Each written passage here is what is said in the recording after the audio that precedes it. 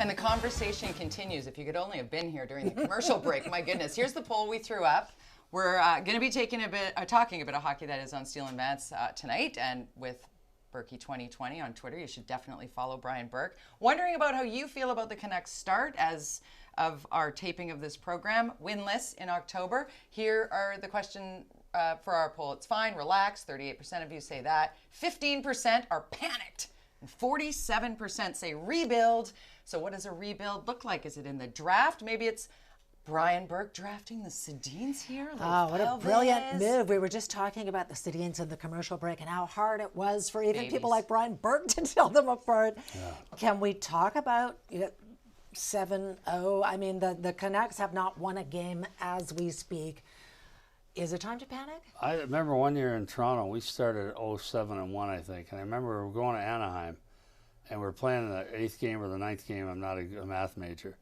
And I remember I was thinking, we may never win a game. We may never win a game. And the parking attendant told me that he had sacrificed 3 roosters, and we would beat Anaheim in Anaheim.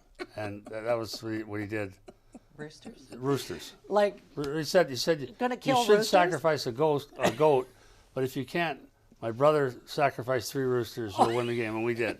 Oh, so wow, there you go. You can, losing in Vancouver is just like one of the worst things ever, because it's a tough media market. People are really difficult about when the team struggles. They're not as bad as they've played, and obviously it's none of my business. Just we're talking hockey, we're talking Canucks. I asked you. Linda asked you. And Steele and Vance, it sounds like a cop show or something. Right, well, it is kind of a cop show. And, anyway, they're better. They didn't have that great second half of the season with this coach. And then basically the same players, and they added some good pieces, and all of a sudden they haven't figured it out. My answer is just relax. I hope they don't figure it out for another couple of days. Right. We're playing here. Right. But they're really good people. Jimmy Rutherford's a top guy. Patrick Albine worked with me in Pittsburgh. Top guys. They've got some real good leadership. They'll figure it out. And, they again, the same group won like 18 out of the last 25 games. Right. And all of a sudden he's a stiff. I mean, how does that work? Is a rebuild even a possibility in this market? I think they've got too many good players. A rebuild to me that's when we went out and got Phil Kessel, because we did not have any star players. And so we felt we had Dion Phaneuf, and he was our best player, but we needed a star power player. And they've got players like that already in Vancouver. So no, I don't think Jimmy's built to do a rebuild anyway. Yeah. He's just too impatient. I love the guy. How do you feel about seeing fans throwing jerseys on the ice, burning jerseys? That's idiotic. I mean, that's a person that should never be allowed in the arena again for me. Like, if you're unhappy with the way the team plays, you can boo. You can not go to games. Like, people vote with their feet. They just don't go if they don't like the team or the direction the team's taken. Throwing a sweater onto the ice, that person should be banned for life. How has the fan base in the NHL changed over the last, let's say, 20 years? The day that I got tapped on the shoulder in 1999 and I was asked, Burke wants to see in his box, and I was like, what have I done wrong? And you were so kind. You're like, go out there to Sportsnet. Best of luck to you. You've always been such a great support. You're engaged. You understand the community of hockey. That's where I'm going with this. Like, you're not just a business person. How have you seen the fans change in the game of hockey in the last 20? Well, it's a schizo fan base in Vancouver. There's a hardcore group of maybe 20% that are just overwhelmingly negative, and they panic immediately. They go lose one game in overtime, they want to fire the coach. Yeah. And that wasn't there, and it's social media driven. That 20% wasn't there when I worked in Vancouver. That's a late development in the last, like you say, 15 years or so. Yeah. But there's a real hardcore, ugly side of covering hockey in Vancouver. People turn quickly and they hate hard.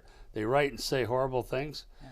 And that same base is very emotional and passionate, and they're wonderful when the team's playing well, but it's a double-edged sword. It's different than when I went there. Talk about the media, though, because, you've gotten into your battles with some media people over the years. What is different about Vancouver and Vancouver media that you don't see in other markets? Well, people, if you go back and look, and I think Jody will attest to this, almost every fight I got in with the media was because one of my players was getting a raw deal. Yep. Or they were going after my coach. Very seldom. I don't care enough about what the media writes to get upset about it. Yeah. So it's not very rare that you call a guy and say, hey, you said this, you're a no good bastard, I'll kick your ass. None of that. It was usually they went after Phil Kessler, went after Dion. Now that's my fight. They go after one of my players, now that's my fight.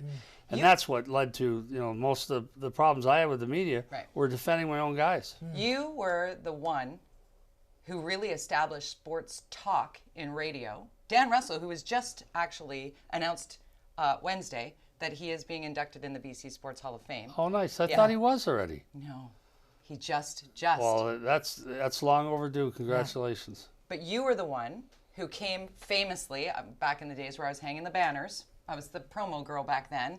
And I remember vividly when Russie had you on.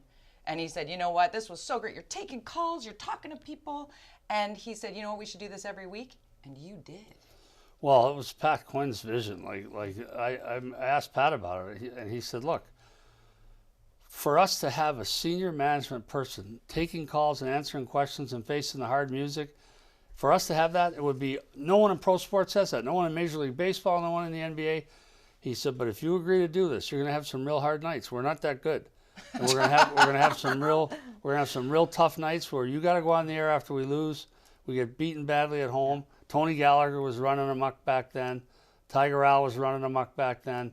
So Pat said, before you decide to do this, you've got to do some soul searching here and make sure, because if you do it, you're doing it. Yeah. You can't take a week off if we have a bad week. You can't say, I'm not doing it this Wednesday.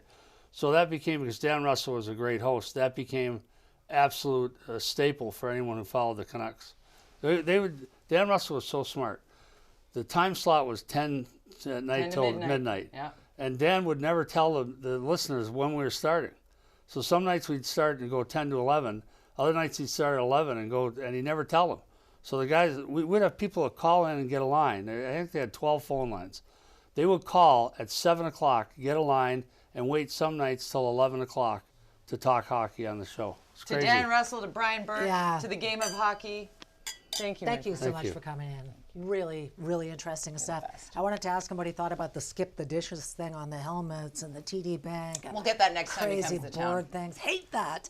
All right, coming up next on Steel and Vance, eco-protesters are at it again. And again and again and again. It's just ridiculous. They got some cheeky, some flat-out criminal stunts. And Kanye West, back in the news again. Yeah, talking about that next. What the hell is wrong with people?